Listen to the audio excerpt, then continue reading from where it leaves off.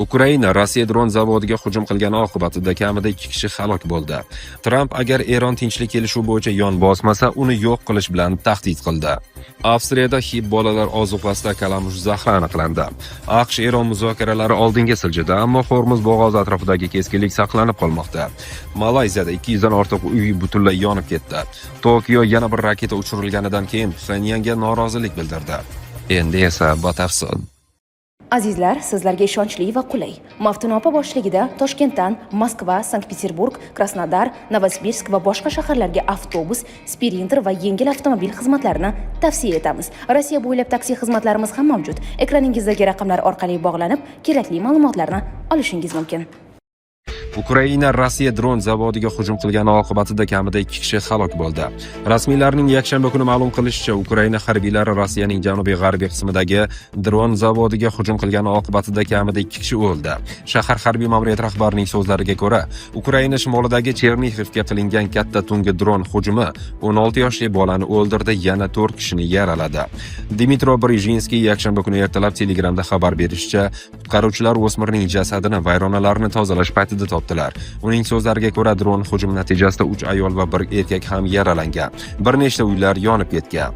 Yakshanba kuni Rossiya dronlari Janubiy Xerson shahriga ham hujum qilgan deya xabar berdi mahalliy rasmiylar. Viloyat ma'muriyati rahbari Aleksandr Prokudinning so'zlariga ko'ra, shahar markazidan o'tayotgan mikroavtobusga dron urilganidan keyin bir kishi olgan jarohatlardan vafot etgan. Viloyat hokimiyatining ma'lum qilishicha, ikkinchi bir kishi portlash jarohatlari bilan kasalxonaga yotqizilgan. Tramp agar Eron tinchlik kelishuvi bo'yicha yon bosmasa, uni yo'q qilish bilan tahdid qildi. AQSh prezidenti Donald Trump Fox News telekanali muxbiri bilan suhbatda Jared Kushner va Steve Witkoff Eron bo'yicha muzokaralarni qayta tiklash uchun Islomobodga jo'nab ketayotganini ma'lum qildi. Agar eronliklar kelishuvni imzolamasa, biz butun mamlakatni yo'q qilamiz. Ularning elektr stansiyalari va ko'priklari AQSh uchun qonuniy nishonga aylanadi, deya ta'kidladi Tramp. So'ngra u aynan shu tahdidini TC ijtimoiy tarmoqdagi xabarida takrorladi. Biz Eronga o'ta adolatli va oqilona kelishuv taklif qilyapmiz va umid qilamanki, ular buni qabul qilishadi. Agar qabul qilishmasa, Qo'shma Shtatlar Erondagi har bir elektr stansiyasi va har bir ko'prikni vayron qiladi. Boshqa yaxshi yigit bo'lishi yo'q. Ular tezda yon bosishadi, osonlikcha yon bosishadi. Agar kelishuvni qabul qilishmasa, qilinishi shart bo'lgan so'nggi 47 yil davomida boshqa prezidentlar tomonidan Eronga nisbatan qilinishi kerak bo'lgan ishni qilish men uchun sharaf bo'ladi, deb yozdi Oq uy rahbari. AQSh Eron muzokaralari oldinga siljidi, ammo Hormuz bo'g'ozi atrofidagi keskinlik saqlanib qolmoqda. AQSh va Eron rasmiylari muzokaralarda ba'zi yutuqlarga erishganliklarini xabar qilishdi, ammo yadroviy dastur va Hormuz bo'g'ozi atrofidagi vaziyat kabi asosiy kelishmovchiliklar hali ham hal qilinmagan. Eronning bosh muzokarachisi AQSh tomoni bilan so'nggi maslahatlashuvlarga yutuqlarga erishilganini, ammo bir qator fundamental masalalarda sezilarli tafovutlar saqlanib qolganini aytdi. O'z navbatida AQSh prezidenti Donald Trump Tehron bilan muloqotni sharhlab, ikki tomon juda yaxshi suhbatlar o'tkazganini aytdi. Shuningdek, u Washington strategik muhim dengiz yo'l atrofidagi tahdidlar bilan bog'liq bosimni qabul qilish niyatida emasligini aniq aytdi. Tomonlar muzokara jarayonining aniq tafsilotlarini oshkor qilmadilar. Ushbu bayonotlar AQSh-Isroil urushidagi zaif sulh muddati tugashidan bir necha kun oldin davom etayotgan noaniqlik sharoitida aytildi. 8-haftada boshlangan qurolli mojaro minglab odamlarning qurbon bo'lishiga olib keldi. Isroilning Livanga hujumlariga tarqaldi va neft narxlarining keskin oshishiga olib keldi. Urushdan oldin dunyo neft ta'minotining taxminan 5 dan 1 qismi o'tgan Hormuz bo'g'ozining samarali yopilishi global bozorlarga qo'shimcha bosim o'tkazmoqda. Malayziyada 200 dan ortiq uy butunlay yonib ketdi. Malayziyaning Sabah shtatidagi qishloqda yuz bergan kuchli yong'in oqibatida 200 dan ortiq uy butunlay yonib ketdi. Bu haqda Reuters agentligi xabar qilgan. Hodisa 19-aprel kuni Kampung Bahaiga qishlog'ida sodir bo'lgan. Mahalliy vaqt bilan tungi soat 1:32 atrofida qutqaruv xizmatiga yong'in haqida xabar kelib tushgan. Kuchli shamol va uylarning bir-biriga juda yaqin joylashgani yong'inning tez tarqalishiga sabab bo'ldi. Shuningdek, suv sathining pasayishi o't o'chiruvchilarning ochiq suv manbalaridan foydalanishini qiyinlashtirdi, dedi qutqaruv xizmati rahbari Jimmy Lagun. Yongan uylar yog'ochdan yasalgan bo'lib, maxsus ustunlarda qurilgandi. Qishloqda asosan hujjatsiz muhojirlar va mahalliy tub-joy aholi vakillari istiqomat qilgan. So'nggi ma'lumotlarga ko'ra 445 nafar kishi boshpanasiz qolib, o'z uyini tashlab ketishga majbur bo'lgan. Malayziya bosh vaziri Anwar Ibrahim holat yuzasidan bayonot berib, federal hukumat jabrlanganlarga birinchi darajali yordam ko'rsatishini aytdi. Avstriyada HIV bolalar ozuqasida kalamush zahri aniqlandi. Avstriyada HIV bolalar ozuqasi bankasi ichidan kalamush zahri topildi. Mamlakatdagi 1000 dan ortiq Spar supermarketlaridan xavfsizlik choralari sababli mahsulotlar qaytarib olindi. Bu haqda Reuters xabar qilgan.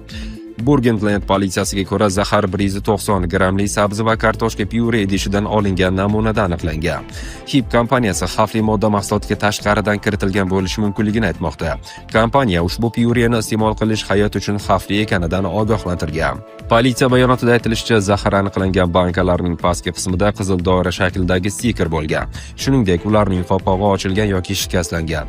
Xavfsizlik plombasi bo'lmagan yoxud g'ayritabiiy hidga ega bo'lgan. Chexiya va Slovakiya politsiya tomonidan musodara qilingan shunga o'xshash bankalarning dastlabki laboratoriya tahlillari ham zaharli modda mavjudligini ko'rsatgan.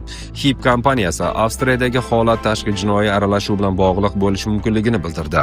Spar supermarketi matbuot kotibi mahsulotlarni qaytarib olish ehtiyot chorasi ekanini aytdi. Shuningdek, bu Avstriyadagi 1,5 mingta do'konga taalluqli bo'lib, boshqa mamlakatlardagi shoxobchalarga ta'sir qilmaganini bildirdi. Spar va HIV xaridorlarni Avstriyada sotib olingan ushbu mahsulotlarni iste'mol qilmaslikka chaqirdi. Qaytarilgan mahsulotlar uchun mijozlarga pul to'liq qaytariladi. Politsiya bunday bankalarga teginganlarga qo'llarni yaxshilab yuvishni tavsiya etmoqda. Bolalar ozuqasida zaharli moddalarning aniqlanishi. Yanvar oyida Danone bolalar ozuqasida toksin modda aniqlangani sabab Germaniyadagi partiyalarni qaytarib olishini e'lon qilgandi. Gap Aptamil brendi ostida 2025-yil may-avgust oylarida ishlab chiqarilgan bolalar ozuqasining kamida 3 ta partiyasi haqida ketmoqda. Tekshiruvlar davomida ularda serulit nomli toksin aniqlangan. Ushbu modda sog'liq uchun juda xavfli hisoblanadi. Shuningdek, Nestle ham yanvarda O'zbekistonda ayrim bolalar ozuqasini qaytarib olishni boshlagan. Kompaniya tashqi yetkazib beruvchidan olingan xomashyoda serulit toksini bo'lishi mumkinligi bilan bog'liq ehtimoliy xavfni aniqlagan. Tokio yana bir raketa uchirilganidan keyin Pxenyanga norozilik bildirdi. Yaponiya 19-aprel kuni ertalab amalga oshirilgan raketa uchirilishi munosabati bilan Shimoliy Koreyaga rasman norozilik bildirdi. Hukumat bayonotida Yaponiya Shimoliy Koreyaning harakatlarini o'z xavfsizligiga, shuningdek mintaqaviy barqarorlikka va xalqaro hamjamiyatga tahdid sifatida ko'rishi ta'kidlangan. Tokio Shimoliy Koreyaning bunday harakatlariga javoban Qo'shma Shtatlar va Koreya Respublikasi bilan muvofiqlashtirishni davom ettirish niyatini ta'kidladi. Avvalroq Yaponiya mudofaa vaziri Shinjiro Koizumi mahalliy vaqt bilan soat 6:00 atrofida Shimoliy Koreya bir nechta raketalarni, ehtimol ballistik raketalarni uchirganini xabar qilgandi. Uning so'zlariga ko'ra, ular Yaponiyaning eksklyuziv iqtisodiy zonasidan tashqariga tushgan.